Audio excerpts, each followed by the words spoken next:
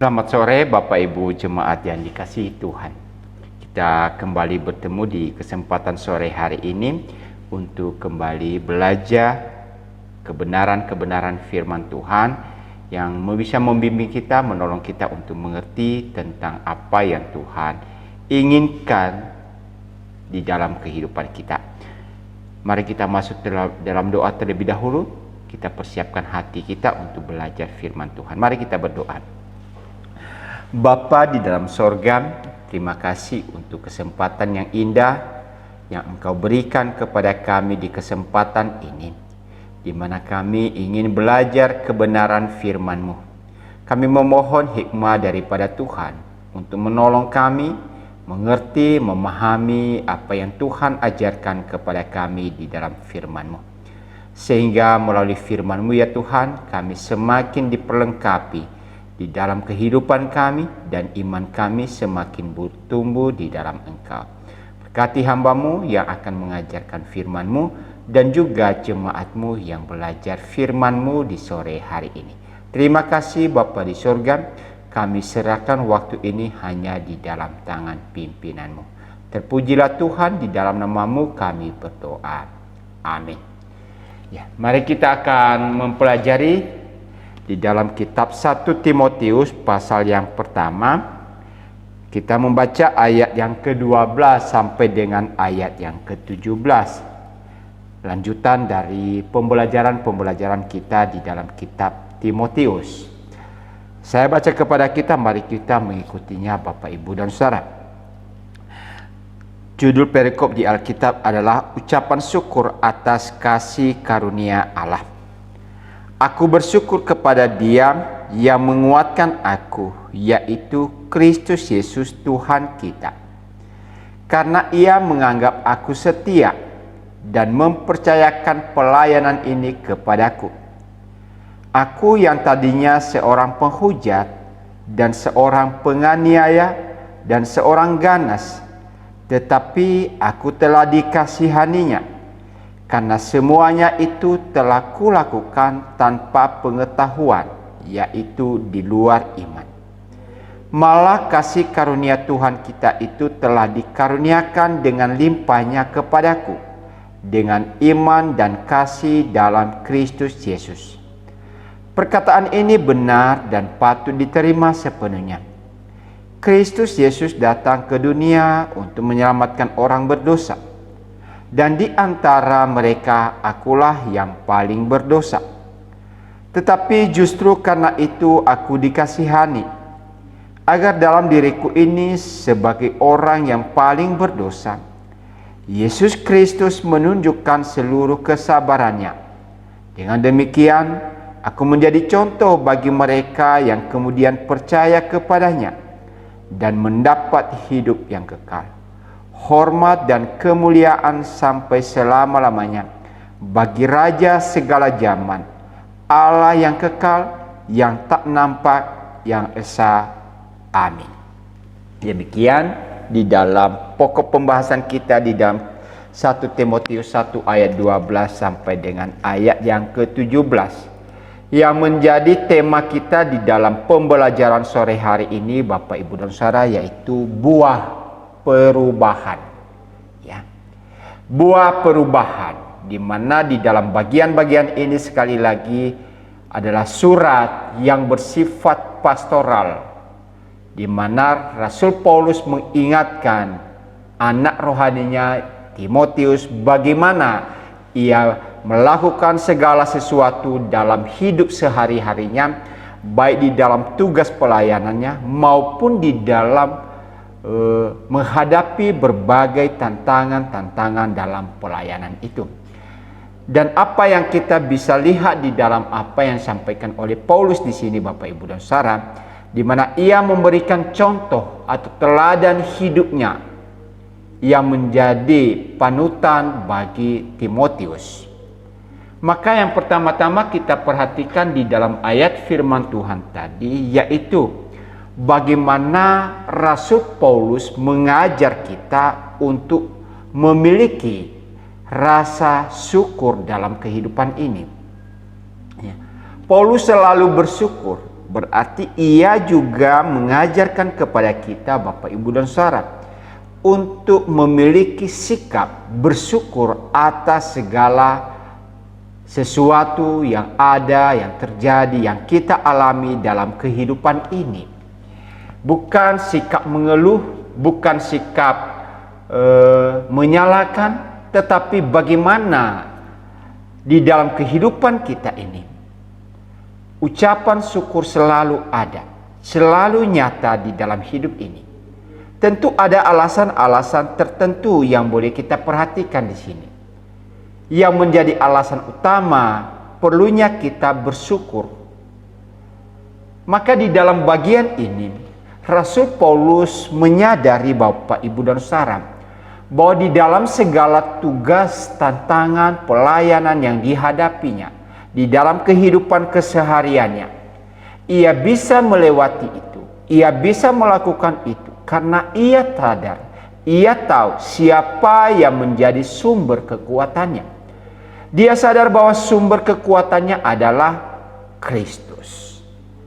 Nah, jadi di dalam bagian ini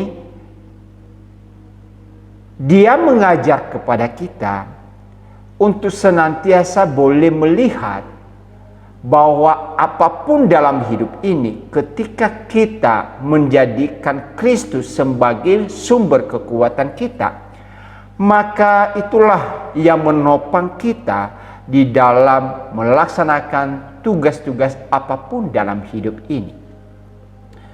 Paulus sadar, Bapak, Ibu, dan Saudara, bahwa di dalam panggilan pelayanannya itu ada tantangan yang harus dia hadapi. Ada banyak persoalan yang akan dihadapinya. Baik itu penganiayaan, penolakan. Kita tahu di dalam kisah hidup Paulus bagaimana ia melayani dengan antusias, tetapi sering sekali penolakan itu terjadi. Bahkan ia boleh masuk di dalam penjara. Tetapi ia tidak menyalahkan siapa-siapa dalam hal ini. Justru di dalam kehidupannya, rasa syukur itu selalu ada. Bahwa kalau Tuhan mempercayakan panggilan pelayanan kepada dia, itu adalah sesuatu anugerah yang luar biasa. Ketika Allah memanggil dia, maka ia menyadari itu, Bapak, Ibu, dan Saudara, bahwa Allah telah menyiapkan segala sesuatu di dalam hidupnya. Ketika Tuhan mempercayakan sebuah tanggung jawab kepadanya, ia memiliki satu pemahaman bahwa sebelum ia dipanggil, sebelum ia dipercayakan sesuatu, maka Tuhan telah mempersiapkan dirinya. Hal ini menjadi satu contoh di dalam kehidupan kita, Bapak, Ibu, dan Saudara, bahwa ketika Tuhan mempercayakan satu tanggung jawab kepada kita, maka sebenarnya Tuhan telah mempersiapkan kita sebelumnya. Ia tidak akan mempercayakan sesuatu kepada kita kalau memang kita dilihat oleh Tuhan tidak mampu untuk menjalani itu. Tapi Tuhan mempersiapkan ini. Mari kita perhatikan atau membaca di dalam Kisah Para Rasul pasal 9, Bapak, Ibu, dan Saudara. Kisah Rasul pasal 9 ayat yang ke-20 dan ayat yang ke-22. Contoh yang diberikan Paulus kepada kita di sini. Saya baca ayat yang ke-20 dan 22. Ketika itu juga ia memberitakan Yesus di rumah-rumah ibadat dan mengatakan bahwa Yesus adalah Anak Allah. Nah, di sini ada satu perubahan di dalam kehidupan Paulus. Yang tadinya ia seorang penganiaya, seorang yang memburu umat Tuhan, tetapi sekarang ada perubahan di dalam hidupnya. Ia mengajarkan tentang Yesus yang adalah Anak Allah. Ayat 22, akan tetapi Saulus semakin besar pengaruhnya dan ia membingungkan orang-orang Yahudi yang tinggal di Damsyik, karena ia membuktikan bahwa Yesus adalah Mesias. Jadi kita perhatikan di sini bagaimana Saulus atau Paulus memberikan pengaruh yang luar biasa. Dan dikatakan lagi, ia bisa membuktikan bahwa Yesus itu adalah Mesias. Yang tadinya ia meragukan, yang tadinya ia menolak, yang tadinya ia tidak percaya, tapi sekarang ia bisa membuktikan siapakah Yesus itu. Ia bisa mengajarkan kepada orang-orang Yahudi tentang Mesias, dan itu tertuju kepada Yesus. Artinya Bapak Ibu dan Saudara, disinilah Allah telah memperlengkapi Paulus atau Saulus di dalam tugas tanggung jawab yang dipercayakan kepadanya.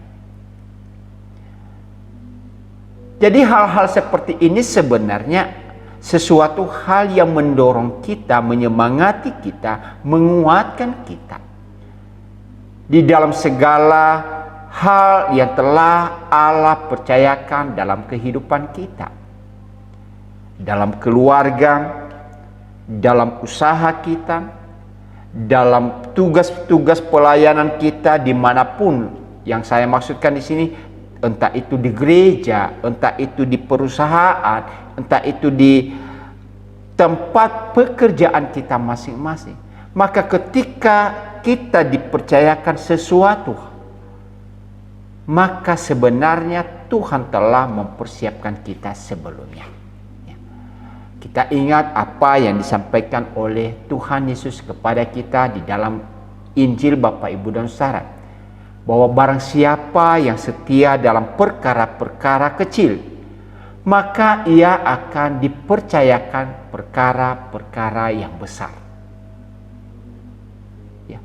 Dalam bagian ini kita perhatikan, kita bisa belajar bahwa kalau kita telah menunjukkan sikap kesetiaan kita dalam hal-hal yang sekecil apapun juga, maka Tuhan akan memperlengkapi kita, bahkan mempercayakan kepada kita hal-hal yang lebih besar daripada itu. Jadi disinilah Tuhan itu Bapak Ibu dan Saudara tidak semena-mena, tidak sewenang-wenang atau sembarang untuk memilih dan mempercayakan sesuatu kepada orang. Tidak demikian. Beda dengan apa yang dilakukan oleh manusia. Di sini kita perhatikan bagaimana Paulus senantiasa memberikan penekanan-penekanan penting di sini. Bahwa Paulus menggarisbawahi bahwa apa yang dilakukannya, apa yang ia kerjakan, sesungguhnya semua itu adalah berdasarkan penilaian daripada Tuhan. Di dalam ayat yang ke-12 tadi, karena ia menganggap aku setia dan mempercayakan pelayanan ini kepadaku. Di sini Paulus menggarisbawahi kepada kita Bapak Ibu dan Saudara, yaitu yang menjadi penilai yang objektif di dalam segala tugas tanggung jawab itu adalah Kristus. Makanya tadi saya sampaikan atau saya katakan bahwa sebelum Tuhan mempercayakan kepada kita sebuah tanggung jawab, Tuhan tahu kemampuan kita. Tuhan mengerti apakah kita bisa atau tidak. Penilaian yang sesungguhnya itu adalah dari Tuhan. Ketika Paulus menyatakan kepada Timotius, Tuhan telah mempercayakan, ya. Berarti di sini Tuhan telah meletakkan, Tuhan telah menetapkan Paulus untuk memikul tanggung jawab pelayanan itu. Kita tahu bahwa di dalam kemahakuasaan Tuhan, Ia telah melihat segala sesuatu potensi-potensi yang ada di dalam diri setiap orang. Itulah sebabnya Bapak, Ibu, dan Saudara, jangan pernah kita merasa takut menghadapi situasi. Memang di dalam tugas-tugas yang Tuhan percayakan kepada kita, kadang-kadang kita menjadi orang yang begitu takut, menjadi orang yang minder dan lain sebagainya. Oleh karena apa? Yang menjadi tantangan di dalam kehidupan kita adalah bagaimana orang-orang menilai kehidupan kita. Bagaimana hamba Tuhan, majelis, atau orang yang lain menilai apa yang kita kerjakan, apa yang kita lakukan. Dan ingat Bapak, Ibu, dan Saudara, penilaian manusia itu kadang-kadang tidak bersifat objektif. Banyak orang yang bisa menilai itu berdasarkan subjektivitas, ya. Entah itu karena ia suka, tidak suka, senang atau tidak senang. Sehingga penilaian-penilaian itu tidak akan memberikan kepada kita hal-hal yang objektif. Itulah sebabnya banyak orang yang misalkan di dalam tugas pelayanan di gereja, akhirnya apa? Ia tidak mau. Ia tidak bersedia. Oleh karena apa? Ia takut. Takut apa? Takut penilaian manusia. Takut daripada penilaian orang lain. Aduh, orang ini nggak mampu. Orang ini nggak bisa. Orang ini seperti ini.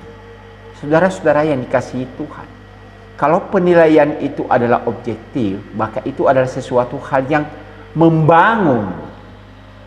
Tetapi kalau sudah menjadi penilaian yang sifatnya subjektif, maka itu bukan lagi membangun dalam hidup ini. Ya, kita perhatikan di negara kita pada saat ini, Bapak, Ibu, dan Saudara, kinerja Presiden Republik Indonesia, sebagian orang menganggap itu adalah sangat baik, tetapi ada juga orang-orang yang merasa bahwa apa yang ia lakukan, apa yang ia kerjakan, semua tidak ada yang baik. Tetapi orang yang merasakan tentang apa yang telah dilakukan oleh presiden kita, bagaimana pembangunan, bagaimana ia bisa mengayomi banyak hal, walaupun masih ada keterbatasan, kekurangan, itu wajar secara manusia. Tetapi kalau itu menjadi tolak ukur ketika ia melaksanakan tugas dan jawabnya dari apa yang dilakukan oleh manusia, Bapak, Ibu, dan Saudara, maka ia tidak akan bisa bertindak lebih lagi. Kenapa? Ia takut jangan-jangan penilaian orang seperti ini, jangan-jangan mereka mengkritik, jangan-jangan ini semua. Akhirnya apa? Ada orang-orang karena penilaian tersebut, ia tidak bisa menjalankan tanggung jawabnya dengan sebaik-baiknya. Ya, oleh karena itu, Paulus menggarisbawahi itu kepada Timotius. Ia mengingatkan Timotius apa? Bahwa di dalam tugas pelayanannya itu, yang menjadi penilai utama, yang sifatnya objektif di dalam melihat itu adalah Kristus sendiri, bukan manusia, bukan orang. Karena di dalam hal ini, sekali lagi, penilaian manusia kadang-kadang tidak bisa bersifat objektif 100%. Kadang-kadang subjektivitas manusia itu bisa terjadi. Itulah sebabnya di dalam bagian ini, sebagai surat pastoral Paulus kepada Timotius, bahwa ketika ia melayani, ia tahu bahwa Allah yang mempercayakan itu kepadanya. Dan karena Tuhan yang mempercayakan itu, di mana Paulus percaya bahwa Yesus yang mempercayakan itu, maka ia berkata, Yesuslah yang menguatkan, Yesuslah yang memampukan, Yesuslah yang memperdayakan. Makanya tadi kita perhatikan di dalam ayat itu, ia menganggap aku setia. Ya. Ia menganggap aku bisa dipercaya di dalam pelayanan ini. Ya. Allah di dalam Yesus Kristus melihat kemampuan Paulus, melihat kehidupan Paulus adalah seorang yang setia, yang dapat dipercaya, sehingga ia diberikan tanggung jawab pelayanan itu. Maka kalau Paulus melihat itu, Bapak Ibu dan Saudara, berdasarkan penilaian manusia, maka mungkin saja orang-orang yang melihat latar belakang Paulus, ya, siapakah dia? Ya, nanti kita perhatikan bagaimana Paulus mengungkapkan tentang latar belakang hidupnya.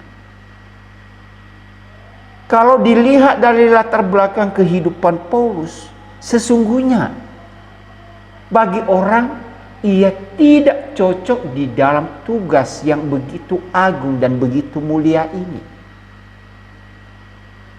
Hidupnya tidak pas. Hidupnya tidak bisa menjadi contoh yang baik kalau dilihat dari latar belakang kehidupan seorang Paulus. Tetapi karena Paulus percaya bahwa Allah yang memanggil dia, Allah yang memampukan dia, Allah yang menguatkan dia, jadi ia bisa melihat bahwa penilaian sesungguhnya bukan dari manusia, tetapi dari Allah sendiri. Itulah sebabnya di dalam segala situasi yang dihadapinya pun, ia tetap tahu dan ia percaya bahwa Tuhan yang memampukan dia. Mari kita baca di dalam kitab Filipi. Filipi pasal 4 ayat yang ke-13.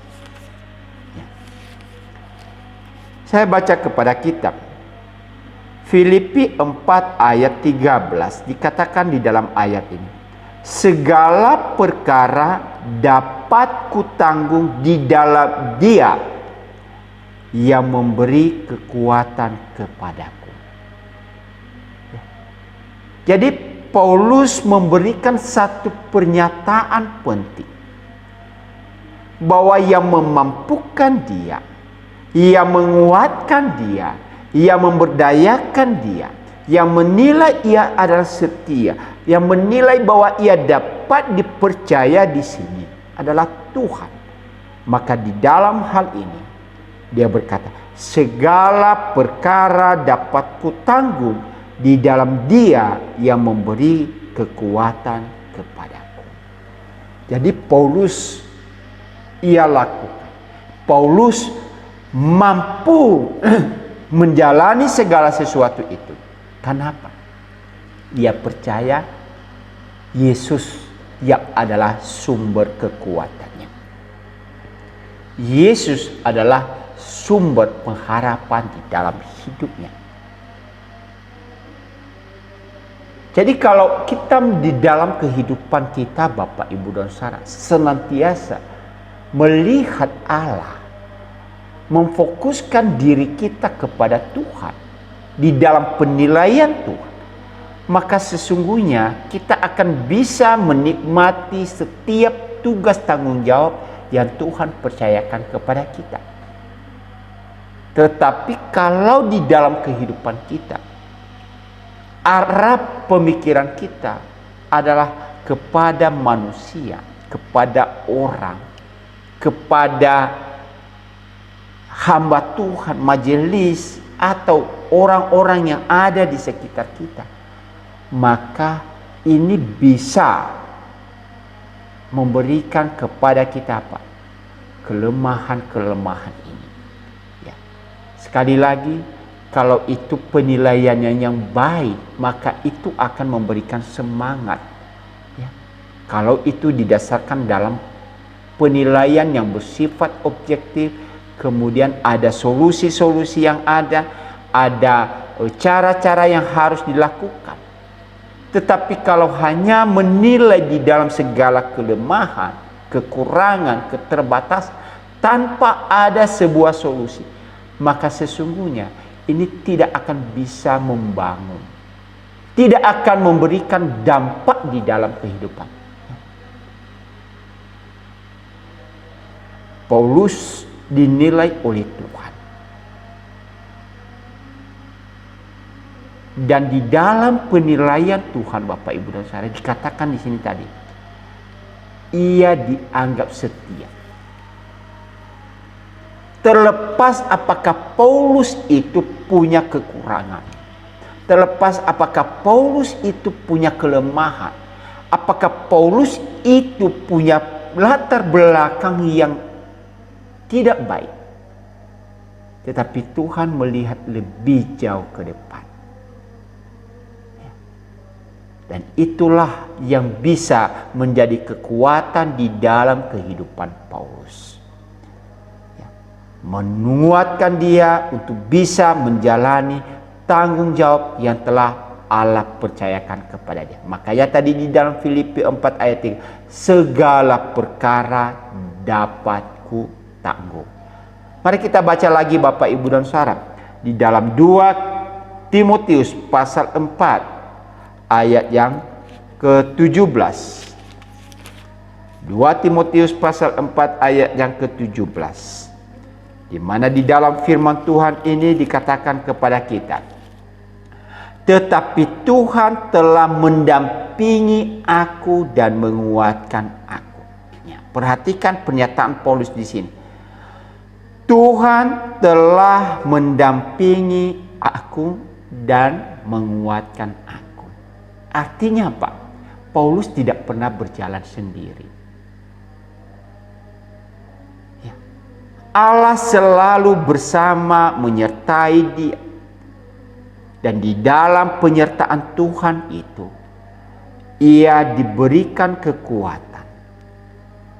Sehingga dia berkata, supaya dengan perantaraanku Injil diberitakan dengan sepenuhnya, dan semua orang bukan Yahudi mendengarkannya.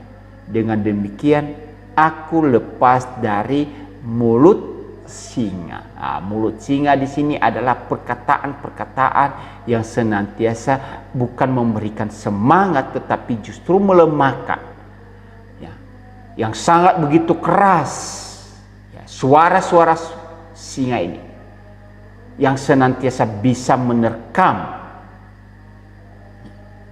Tetapi Paulus berkata, aku senantiasa didampingi oleh Tuhan. Ya. Jadi inilah yang menjadi sumber kekuatan dia. Dan di dalam sumber kekuatan dia, itulah yang membawa satu dampak yang luar biasa di dalam perubahan-perubahan kehidupan Paulus. Dan sekali lagi ia mengingatkan ini. Kalau ia melihat latar belakangnya Bapak Ibu dan Saudara, ucapan syukur Paulus senantiasa ia sampaikan kepada Tuhan. Rasa kekagumannya ia utarakan. Kenapa?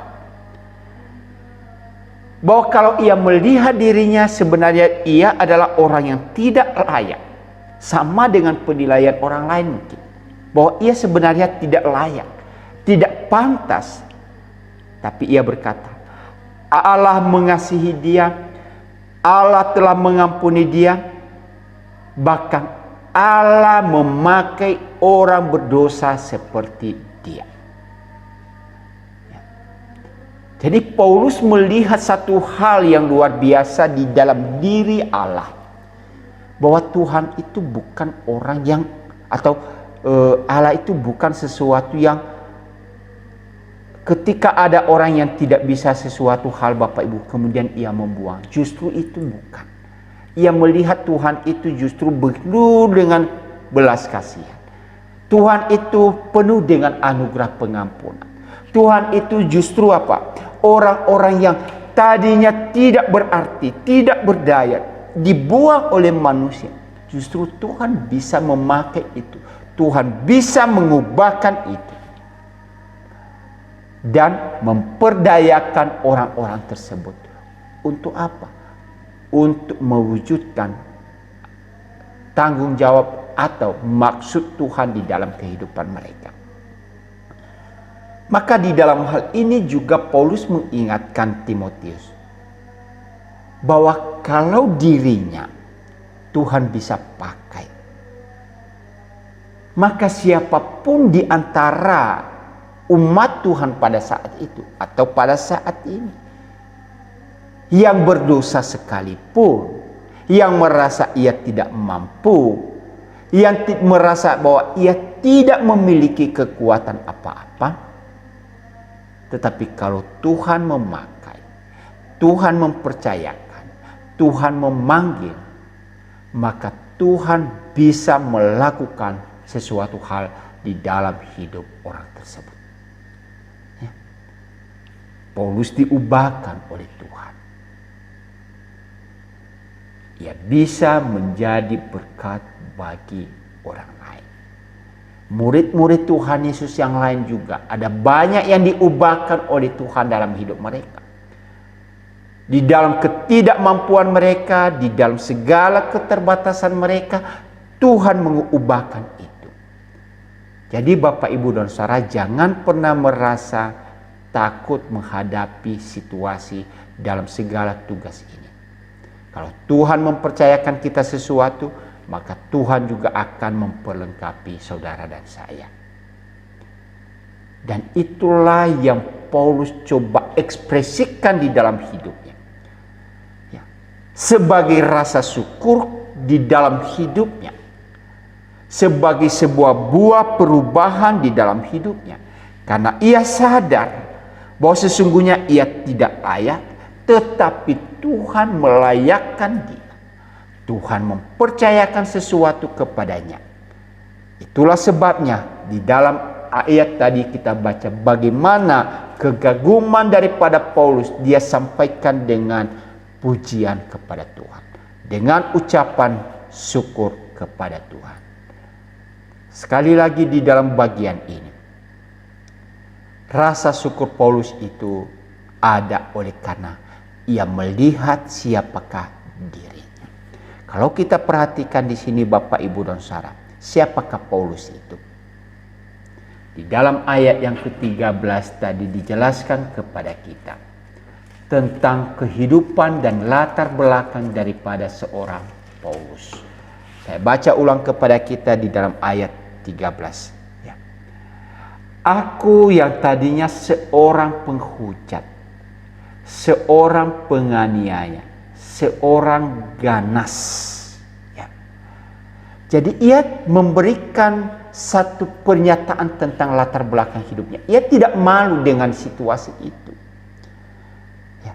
Aku yang dahulunya, aku yang dulunya. Kata dulu ini Bapak Ibu dan Saudara mengandung pengertian apa? Ya, aku yang tadinya, tadi itu berarti dulunya seperti apa hidupnya?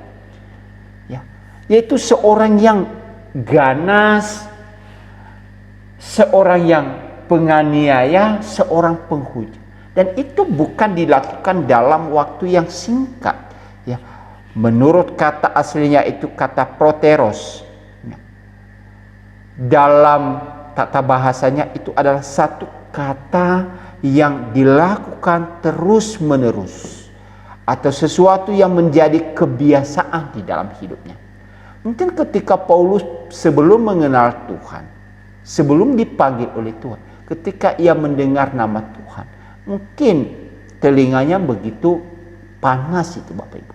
Ya, seperti sekarang ini kalau kita misalkan menyampaikan sesuatu kepada orang-orang yang anti terhadap kekristenan, maka ketika mendengar tentang Kristen, mendengar tentang Yesus, maka mereka akan kepanasan itu. Ya. Mereka tidak mudah menerimanya. Aduh, kok Yesus dianggap Tuhan? Kok Yesus yang disalib itu dinyatakan Allah? Kok Yesus bisa menebus dosa? Bagi mereka itu sesuatu yang tidak masuk akal, dan mungkin itu adalah sesuatu yang mereka tolak dan tidak bisa menerima itu. Dan kalau itu terus terjadi, maka di dalam hidupnya terus menerus penolakan terjadi. Kalau Bapak Ibu dan Saudara mengikuti di dalam media sosial misalkan, banyak khotbah-khotbah yang mendiskreditkan tentang kekristenan. Oleh karena apa? Rasa benci yang luar biasa.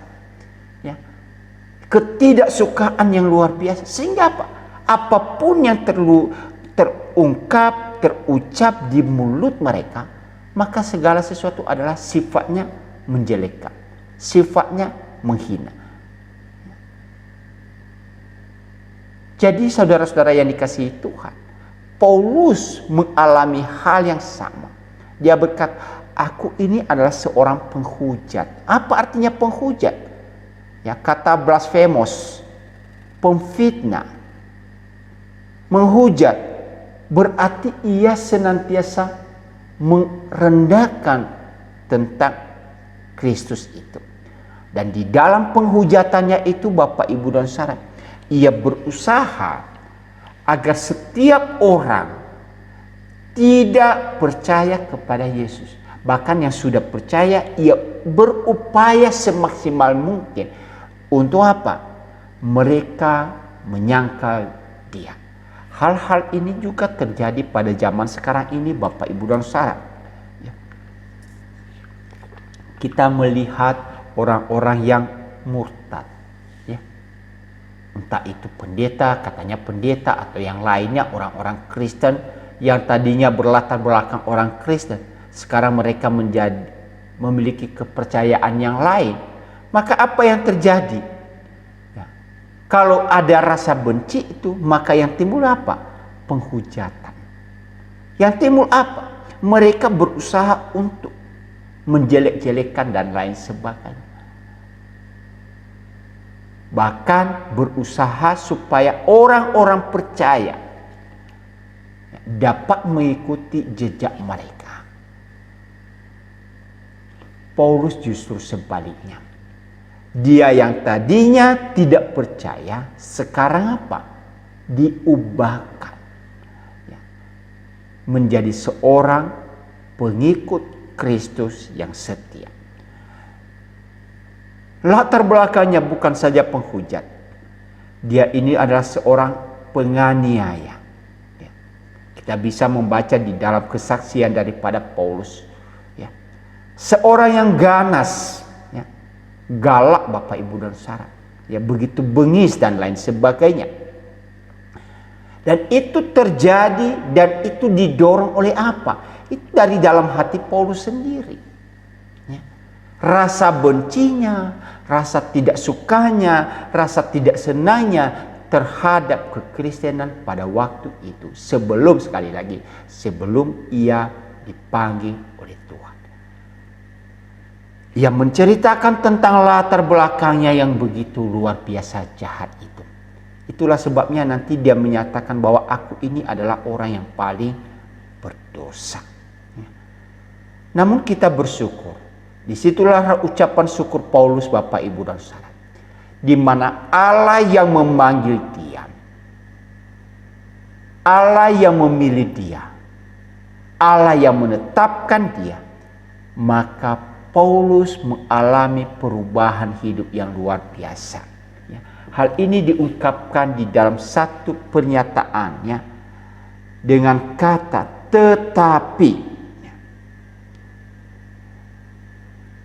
Di dalam ayat 13, aku yang tadinya seorang penghujat, seorang penganiaya, seorang ganas, tetapi, kata tetapi adalah sesuatu yang berlawanan, yang bertolak belakang dengan keadaan-keadaan sebelumnya, dengan apa yang ada dan yang terjadi sekarang ini.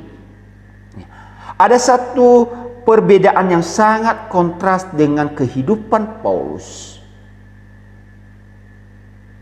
sebelum ia mengenal Tuhan dan setelah ia mengenal Tuhan. Dan bagaimana itu terjadi?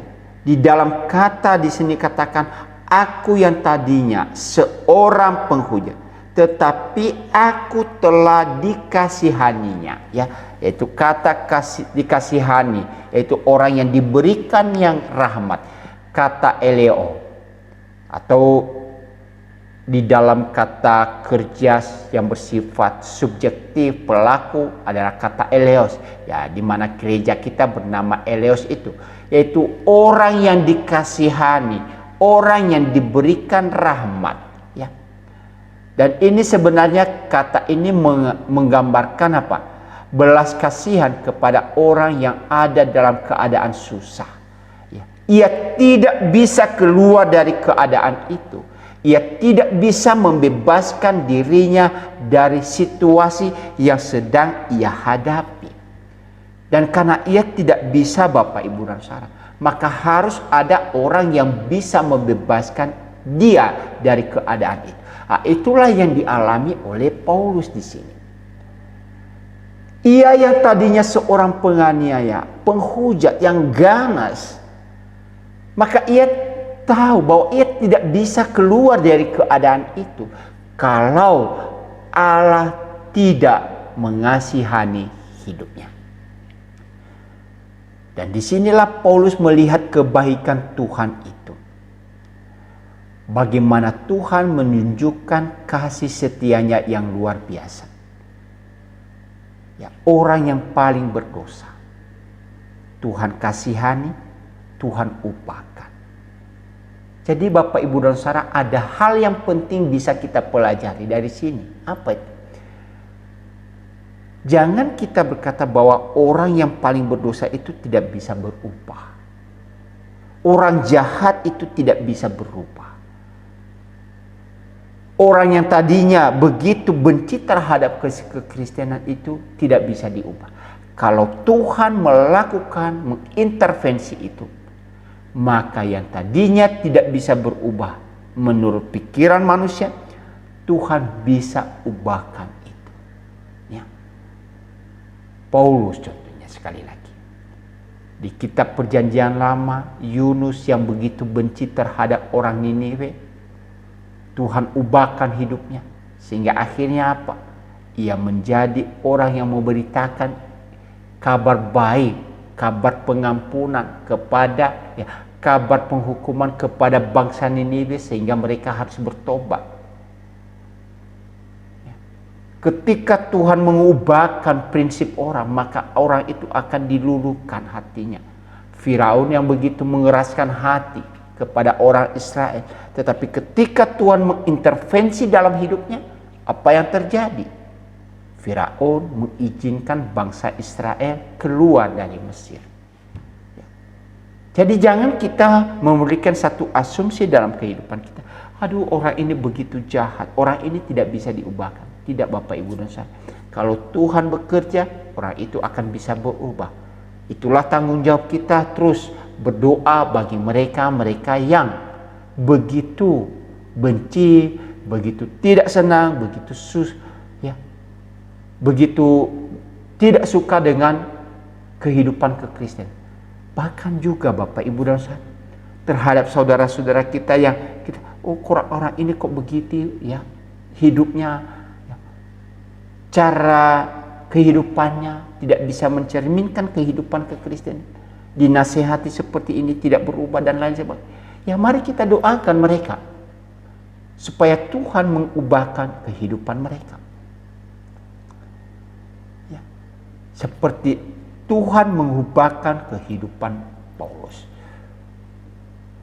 Tentu ketika hal ini dinyatakan oleh Paulus, Bapak Ibu dan Saudara, tentu alasan yang diungkapkan di sini adalah Paulus melakukan segala sesuatu itu dikatakan di sini apa? Bertindak tanpa pengetahuan atau bertindak di luar iman, ya. Ayat 13 bagian terakhir.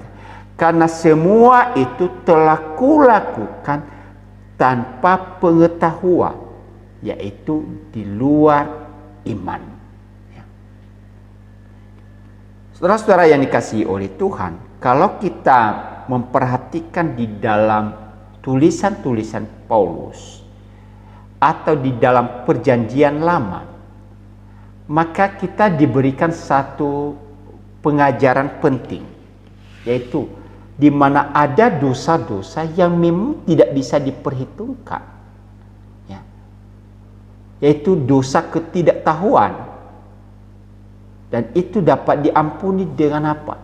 Dengan seseorang memberikan pengorbanan. Ya, kalau kita membaca di dalam kitab Imamat pasal 16, orang-orang Israel melakukan sesuatu hal, tetapi itu tanpa pengetahuan yang benar.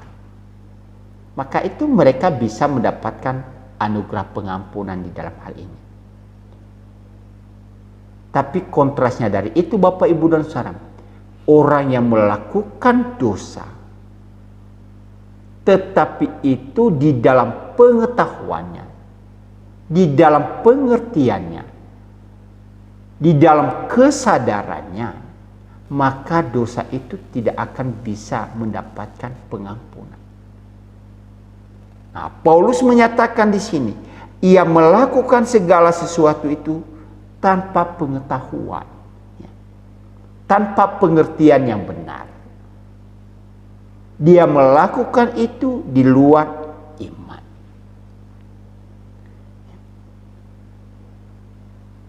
Dosa-dosa yang kita perbuat sebelum mengenal pengajaran daripada Tuhan, maka itu bisa tidak diperhitungkan di dalam kehidupan kita, Bapak, Ibu, dan Saudara.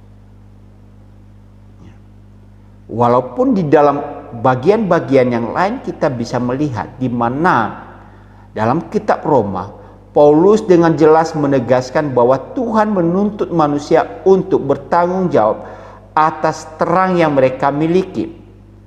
Bahwa sebelum hukum Musa, Tuhan tidak menganggap manusia bertanggung jawab atas segala pelanggaran dan ketetapan-ketetapan yang ia berikan. Mari kita baca di dalam kitab Roma, Bapak, Ibu, dan Saudara, untuk memahami ayat ini.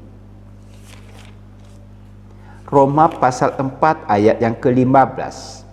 Saya baca kepada kita. Karena hukum Taurat membangkitkan murka, tetapi di mana tidak ada hukum Taurat, di situ tidak ada juga pelanggaran. Perhatikan di sini. Tidak ada hukum Taurat, maka tidak ada pelanggaran. Nah, orang-orang yang hidup di luar sana yang tidak mengerti hukum Taurat, lalu apa yang diperhitungkan kepada mereka, Bapak, Ibu? Nah, itu nanti akan dijawab di dalam bagian ini. Tapi dasar Paulus berkata, bagaimana mereka tahu tentang dosa, sedangkan hal-hal itu belum diungkapkan kepada mereka. Mereka melakukan itu tanpa pengetahuan. Mereka melakukan itu tanpa kesadaran. Mereka melakukan itu dengan pengertian yang tidak ada. Maka karena itu mereka melakukan itu tanpa pengertian yang benar, tanpa kesadaran yang benar. Maka Paulus berkata, itu tidak akan dihitung sebagai pelanggaran dalam hidup mereka. Mungkin Bapak, Ibu, dan Saudara berkata, nah, kalau bagaimana dengan orang-orang di luar kekristenan lalu melakukan dosa? Apakah itu diperhitungkan sebagai dosa bagi mereka? Iya. Kenapa? Kalau mereka tahu itu adalah salah, maka itu sudah diperhitungkan sebagai dosa. Lah, mereka belum tahu hukum Taurat. Iya, mereka mungkin belum mengerti dan menerima hukum Taurat. Tetapi kalau itu sudah mereka tahu bahwa tindakan yang mereka lakukan itu tidak benar, secara hukum salah, maka itu sudah diperhitungkan sebagai dosa dalam hidup mereka. Saya ambil contoh, misalkan Bapak, Ibu, dan Saudara, ada orang yang melakukan tindakan pembunuhan, tapi kan dia belum mendengar Injil Tuhan. Iya. Apakah itu dapat diperhitungkan seperti orang yang tidak mengerti dan memahami hukum Taurat? Tentu tidak. Kenapa?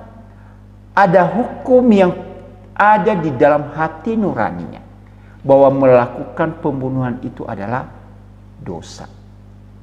Hukum pemerintahan, hukum sipil menetapkan bahwa pembunuhan itu adalah dosa. Maka itu adalah menjadi sebuah hal yang bisa diperhitungkan di dalam hidupnya, walaupun ia tidak mengenal tentang Injil, belum mendengar itu. Ya. Jadi orang-orang yang melakukan dosa di dalam ketidakmengertian, ia belum pernah mendengar. Maka itulah yang dimaksudkan Paulus ini. Ia tidak tahu, sama seperti seorang anak kecil melakukan tindakan yang salah, yang keliru, yang tidak benar, yang memberikan dampak baik itu untuk dirinya maupun orang lain. Tetapi ia melakukan itu di luar daripada pengetahuannya. Ya. Maka itu dikatakan tidak dihitung sebagai pelanggaran di dalam hidupnya. Ya, tentu harus dipahami dengan baik dan benar ini, Bapak Ibu dan Saudara. Bukan berarti orang-orang yang melakukan dosa karena tidak mengenal Tuhan atau belum percaya Tuhan, maka dosanya mereka tidak dihitungkan. Tidak demikian. Ya, tadi saya katakan ketika ada hukum-hukum yang mengungkapkan sesuatu itu adalah salah, maka tetap dihitung sebagai pelanggaran dalam hidup mereka. Orang-orang di luar kekristenan ketika mereka melakukan pelanggaran, tapi ada hukum yang menetapkan bahwa ini tidak boleh, itu tidak benar, maka itu adalah sesuatu yang dihitung sebagai pelanggaran dalam kehidupan mereka. Ya. Kita lihat lagi Bapak Ibu dan Saudara di dalam Roma pasal 5 ayat 13. Sebab sebelum hukum Taurat ada, tidak ada dosa di dunia. Sebab sebelum hukum Taurat ada, telah ada dosa di dunia. Ya, telah ada dosa. Tapi dikatakan di sini, tetapi dosa itu tidak diperhitungkan kalau tidak ada hukum Taurat. Ada dosa, tapi tidak diperhitungkan. Kenapa? Belum ada penyataan bahwa itu adalah salah. Tapi kalau ada sesuatu hal yang dinyatakan itu salah, maka itu sudah diungkapkan sebagai dosa. Ambil contoh lagi. Ketika Adam dan Hawa jatuh di dalam dosa. Kan bukankah itu belum ada yang namanya hukum Taurat yang diberikan Allah kepada Musa. Namun saudara, kita perhatikan di sini. Ada satu penyataan daripada Tuhan kepada mereka. Kalau engkau melanggar itu, maka engkau akan mati. Ya, ada satu ungkapan, penjelasan di situ bahwa kalau mereka melanggar, mereka akan mati. Maka itu sudah dikategorikan sebagai dosa bagi mereka. Ya. Jadi ungkapan-ungkapan yang menyatakan sesuatu itu, menjelaskan sesuatu hal, akibat-akibat yang mereka lakukan, sekalipun ya, hukum Taurat tadi dikatakan mereka belum terima, tetapi itu sudah berlaku secara umum, maka itu tetap diperhitungkan sebagai dosa dalam kehidupan mereka. Pasal 7 ayat 7 dan 8. Ya. Jika demikian, apakah yang hendak kita katakan? Apakah hukum Taurat itu dosa? Sekali-kali tidak. Sebaliknya, justru oleh hukum Taurat aku telah mengenal dosa. Karena aku juga tidak tahu apa itu keinginan. Kalau hukum Taurat tidak mengatakan jangan mengingini. Tetapi dalam perintah itu, dosa mendapat kesempatan untuk membangkitkan di dalam diriku rupa-rupa keinginan. Sebab tanpa hukum Taurat, dosa mati. Ya. Jadi sesuatu hal, karena hukum Taurat itu adalah hukum yang mengungkapkan tentang sesuatu boleh atau tidak boleh. Ini benar atau tidak benar. Ya. jangan melakukan ini, tapi lakukan yang baik begini. Jadi kalau ada hukum yang menjelaskan kepada kita, ini boleh, ini tidak boleh, maka itu sudah dikatakan sebagai hukum Taurat di dalam hidupnya. Maka kalau itu terjadi, maka tetap diperhitungkan sebagai dosa dalam hidup seseorang. Ya. Jadi ini perlu dipahami dengan baik dan benar dalam bagian ini. Ya. Namun saudara-saudara yang dikasihi Tuhan, Paulus di sini memberikan satu perbandingan sebenarnya. Kalau ia melakukan sesuatu itu, ini di dalam ketidakmengertiannya, di luar iman. Dan Tuhan bisa memberikan anugerah pengampunan kepada dia. Maka bagaimana dengan mereka yang sudah tahu tetapi melakukan tindakan pelanggaran? Ya. Jadi disinilah Paulus memberikan perbandingan dengan mereka-mereka yang mengajarkan ajaran-ajaran sesat. Ya. Di mana para pengajar sesat itu, orang itu mengakui Kristus, tetapi dengan sengaja memutarbalikkan kebenaran firman Tuhan. Maka itu mendatangkan hukuman yang berat di dalam hidup mereka. Kenapa? Mereka tahu, mereka mengerti, mereka telah diberitakan tentang sesuatu yang seharusnya mereka ajarkan, tetapi justru mereka mengajarkan yang sebaliknya.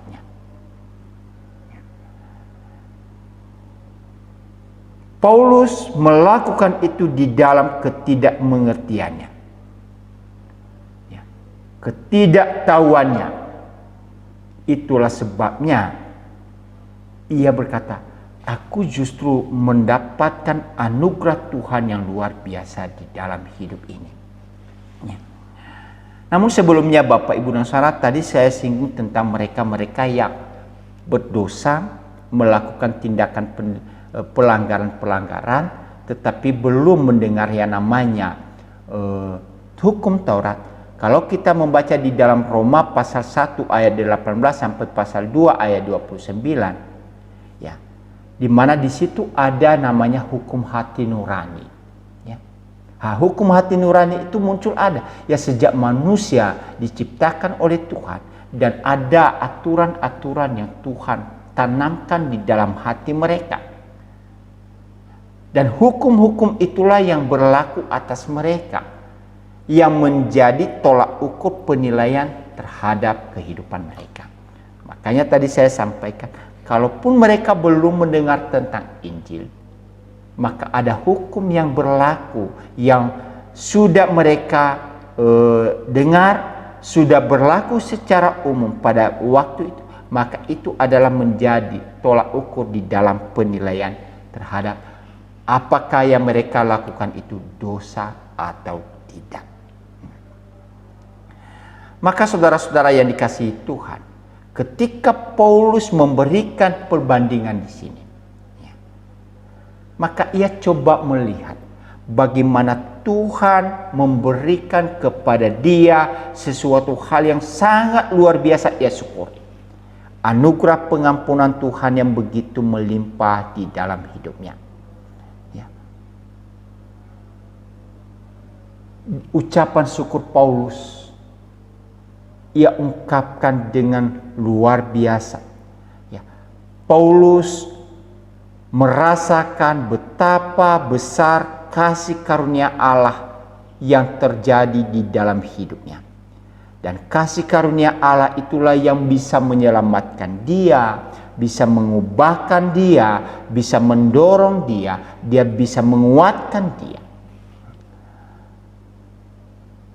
Dia memahami bahwa ia tidak mampu keluar dari keadaan-keadaan kehidupan sebelumnya, tetapi anugerah Tuhan yang telah menyelamatkan dia. Jadi sekali lagi ini juga memberikan satu pengajaran kepada kita bahwa keselamatan yang kita dapatkan itu bukan upaya kita, tetapi semata-mata anugerah daripada Tuhan. Ya. Tidak ada andil Paulus di dalam hal ini, Bapak Ibu dan Saudara. Ia tahu bahwa ketika ia dengan kekuatannya, pengetahuannya, justru apa? Semakin ia hidup di dalam dosa. Tetapi anugerah Tuhan yang begitu melimpah di dalam hidupnya, itulah yang membuat ia bisa terbebas dari keadaan-keadaan yang berdosa itu. Dan bukan hanya anugerah itu yang diberikan kepada dia, Bapak Ibu dan Saudara. Diungkapkan Paulus juga, iman dan kasih juga dianugerahkan oleh Allah. Ya. Iman itu juga dianugerahkan oleh Tuhan. Jadi tidak ada orang yang bisa percaya kalau Tuhan tidak menganugerahkan iman di dalam hidupnya. Tidak ada orang yang bisa melakukan kasih dengan sepenuhnya kalau Tuhan tidak menanamkan benih kasih itu di dalam hidup seseorang. Jadi bukan hanya kasih karunia yang diberikan oleh Tuhan kepada Paulus. Iman dan kasih Allah tanamkan di dalam hidup Paulus. Sehingga apa yang terjadi? Karena ia begitu yakin pertolongan Tuhan dalam hidupnya, Tuhan mengubahkan kehidupannya, maka sekarang ia juga mewartakan itu kepada orang lain. Ada kasih yang muncul di dalam hidupnya kepada orang-orang yang tidak mengenal tentang kasih karunia Tuhan. Orang-orang yang belum mengenal Allah. Maka ada kasih di dalam hati Paulus untuk mewartakan itu kepada mereka. Kalau di dalam hidup Paulus senantiasa mengandalkan kemanusiaannya, Bapak Ibu dan Saudara, maka bisa saja kasihnya itu tidak ia lakukan dengan sepenuh hati. Tetapi karena Tuhan yang menanamkan kasih di dalam hidupnya, sehingga ketika ia menjalankan tugas pelayanan itu, apapun yang terjadi, seberat apapun yang terjadi, maka ia bisa menjalankan itu. Ia tahu betapa besar kasih Allah di dalam hidupnya. Maka di dalam hal ini Paulus melihat bahwa dia saja yang paling berdosa itu dikasihani oleh Tuhan. Maka mereka yang juga mengajarkan penyesatan itu juga dikasihani oleh Tuhan sebenarnya untuk mereka bisa bertobat. Karena ia tahu mengapa Yesus datang ke dalam dunia. Di mana Paulus mengungkapkan bahwa kedatangan Kristus ke dalam dunia itu bukan mencari orang yang benar, tetapi justru menyelamatkan orang-orang berdosa. Tujuan Yesus yaitu untuk menyelamatkan orang-orang yang berdosa. Dan salah satunya adalah Paulus. Hal ini diungkapkan oleh Paulus, Bapak Ibu dan Saudara, di ayat 16. Akan tetapi saya dikasihani agar supaya di dalam diri saya. Ia memberikan sebuah contoh ya. Tetapi kata penghubung tadi di dalam ayat 13 kita melihat ya, kata tetapi di sini adalah satu perubahan di dalam kehidupan Paulus. Bagaimana ia dahulu seorang penganiaya, seorang yang ganas, seorang yang mengejar murid-murid Kristus. Sekarang ia mengalami perubahan dalam hidupnya. Bukan lagi seorang penganiaya, tapi seorang yang begitu mengasihi Tuhan. Ada perubahan di dalam hidupnya. Orang Kristen seharusnya juga mengalami perubahan dalam hidupnya.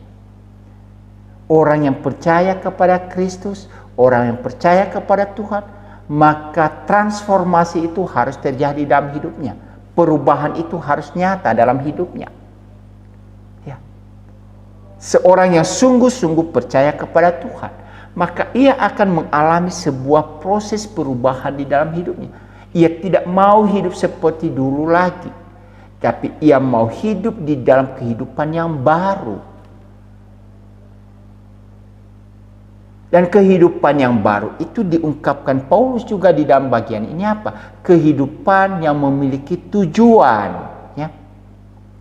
Ayat 16, akan tetapi saya dikasihani agar supaya. Ya. Jadi hidup yang lama kemudian mengalami perubahan. Sekarang dari perubahan itu harus ada maknanya, harus ada tujuannya, harus ada dampaknya kepada orang lain juga. Nah, di sini Paulus memberikan contoh terhadap orang-orang percaya tentang hidupnya. Ya. Ia yang tadinya seorang penganiaya, seorang penghujat, seorang yang ganas, sekarang diubahkan oleh Tuhan menjadi orang yang lemah lembut, orang yang begitu mengasihi.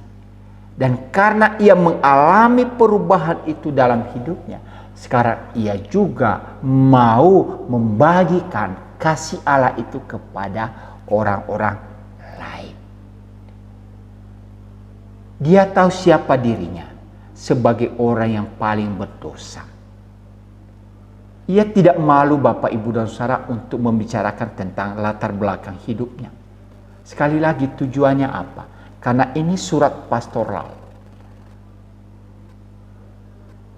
Maka ada satu tujuan Paulus mengungkapkan tentang maksud Allah di dalam kehidupan orang. Jadi orang berdosa sekalipun, orang yang paling berdosa sekalipun, Tuhan bisa ubahkan. Dan di dalam perubahan itu, Tuhan juga ingin orang-orang yang diubahkan itu harus memiliki tujuan di dalam hidup mereka. Yaitu apa? Agar mereka juga bisa membagikan kasih Allah itu kepada orang lain. Nah, Paulus mendorong Timotius di dalam hal ini. Kalau ada orang-orang yang berdosa seperti itu,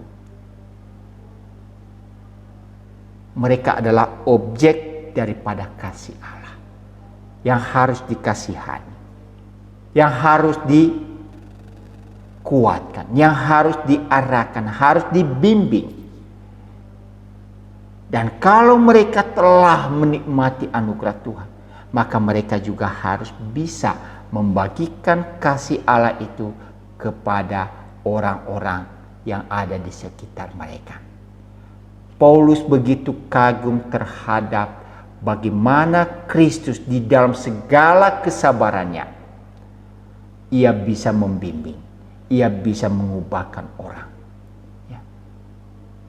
Dalam kesabaran Tuhan, ia mengampuni orang-orang yang berdosa. Saudara-saudara yang dikasihi Tuhan, kita bisa memberikan dampak kepada orang lain. Mungkin banyak orang yang tidak senang atau bagaimana dengan kehidupan kita. Tapi mari kita membimbing orang-orang yang begitu jahat, begitu tidak suka atau bagaimana hidup di dalam keberdosaannya, itu dengan penuh kesabaran. Tuhan sendiri di dalam mengubah kehidupan kita, Bapak Ibu dan Saudara, Allah itu penuh dengan kesabaran. Ya, di dalam kesabarannya ia melihat waktu yang tepat bagaimana orang-orang yang begitu jahat ini bisa diubahkan. Paulus yang begitu jahat, tapi ubahkan oleh Tuhan. Dengan penuh kesabaran Tuhan memulihkan kehidupan Paulus. Saudara-saudara yang dikasihi Tuhan, Paulus terkagum karena kesabaran Kristus itu. Dan itu adalah kesabaran yang murni, yang sempurna dan tidak pernah berkesudahan. Ya. Jadi Paulus memberikan contoh dalam hidupnya. Tuhan bisa ubahkan dia. Maka saudara-saudara yang dikasihi oleh Tuhan, jangan pernah kita merasa bahwa kita tidak mampu diubahkan oleh Tuhan. Tidak, kita bisa diubahkan oleh Tuhan, bahkan kita bisa dipakai oleh Tuhan untuk mengubah kehidupan orang lain. Sekali lagi, dipakai oleh Tuhan untuk mengubah orang lain. Tapi Tuhan yang bekerja, Tuhan yang melakukan perkara-perkara ini. Hanya kita sebagai alat, sebagaimana Paulus dipakai oleh Tuhan untuk menjadi sarana mengubahkan kehidupan orang. Dan karena Paulus menyadari itu, Bapak Ibu dan Saudara, apa yang ia lakukan? Sekali lagi, respon Paulus kepada Tuhan. ia bersyukur, ia memuliakan Tuhan, ia memberikan hormat kemuliaan bagi Tuhan. Karena kehidupannya telah diubahkan oleh Tuhan. Bukan hanya untuk sekarang ini, bahkan untuk kehidupan selanjutnya. Apa itu? Bagi mereka yang percaya kepada Dia, kehidupan kekal itu telah tersedia dan menjadi milik mereka. Paulus memiliki satu tujuan. Ketika ia percaya kepada Kristus, ia diubahkan, ia telah mendapatkan sebuah jaminan yang pasti dalam hidupnya, yaitu kehidupan kekal. Dan rasa rindu itu semua sekarang ia coba bagikan kepada orang-orang yang ada di sekitarnya, supaya mereka juga boleh menikmati anugerah kasih karunia daripada Tuhan. Dan kalau kita sudah menikmati itu, Bapak, Ibu, dan Saudara, respon yang harus kita lakukan adalah sebagaimana Paulus selalu bersyukur kepada Tuhan, memuji Tuhan, membesarkan kemuliaan Tuhan. Bahkan di dalam bagian ini ada satu kata amin, di mana kata amin itu menunjukkan sesuatu hal sesungguhnya inilah yang benar-benar terungkap dari dalam hati mereka, hati Paulus, yaitu ayat 17, hormat dan kemuliaan sampai selama-lamanya bagi Raja segala zaman, Allah yang kekal, yang tak nampak, yang esa. Amin. Ia tahu siapa Tuhan, ia tahu siapakah Allah. Dia adalah Raja segala zaman. Dia adalah Allah yang kekal, yang patut dipuji, patut disembah, patut untuk dipermuliakan. Dan itu adalah satu ungkapan di dalam hati Paulus sebagai rasa syukurnya atas anugerah Tuhan yang telah ia alami dalam hidupnya. Buah perubahan hidup Paulus, yaitu apa? Memberikan hidupnya untuk dipakai oleh Tuhan, melayani untuk kemuliaan Tuhan. Bapak, Ibu, Saudara, bagaimana juga dalam kehidupan kita? Adakah satu buah perubahan di dalam hidup kita? Tentu ada. Mari kita tanggalkan kehidupan yang lama. Mari kita hidup di dalam kehidupan baru, yaitu hidup di dalam Kristus. Dan kalau kita hidup di dalam Kristus, mari kita menghasilkan buah dalam kehidupan kita hari demi hari. Yaitu apa? Menjadi alat untuk memberitakan kabar sukacita itu kepada dunia ini, kepada orang-orang yang ada di sekitar kita, kepada tetangga kita, atau kepada siapapun. Biarlah Tuhan boleh memakai kehidupan kita. Amin. Mari kita masuk di dalam doa. Terima kasih ya Tuhan, kami boleh belajar firman-Mu pada malam ini. Biarlah kehidupan kami boleh menjadi berkat bagi orang lain. Buah perubahan boleh terjadi. Kehidupan kami yang lama kami tinggalkan. Kami hidup di dalam Engkau, dalam kehidupan yang baru. Dan kami bisa menjadi berkat bagi orang lain. Pakailah hidup kami ya Tuhan menjadi alat kemuliaan-Mu. Terpujilah Tuhan Yesus, berkati seluruh sidang jemaat-Mu yang boleh belajar kebenaran firman Tuhan pada sore hari ini. Di dalam nama Tuhan Yesus, kami kembalikan hormat kemuliaan dari sekarang sampai selama-lamanya. Amin. Tuhan memberkati kita Bapak, Ibu, dan Saudara sampai kita bertemu di minggu yang akan datang.